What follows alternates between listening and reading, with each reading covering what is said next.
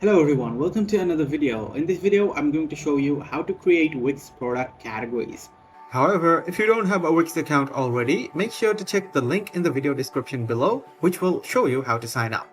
So as you can see, I'm on my products page and we're going to go ahead and select the products section. After selecting the product section, we're going to click on manage products. So after we click on manage products, the product page will look like this. And then on the left side, we have products, inventory and categories. We are going to go ahead and click on categories.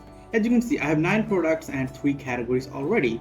Now I'm going to remove the categories and remake them just to show you how to categorize the products. Alright, so I've deleted all the categories. Now I'm going to click the plus icon here.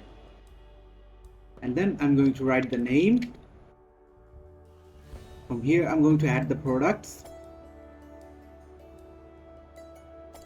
I have 1 cable, 2 cable, 3 cable. After adding the products, we are going to click on save. Alright, so let's create another category. Okay, we have wrote the name and now let's add products. After adding products, we're going to click on save. So 2 categories are ready. We are going to create another one for our laptop sleeves. We're going to add the products. Alright, so all 3 of our categories are ready.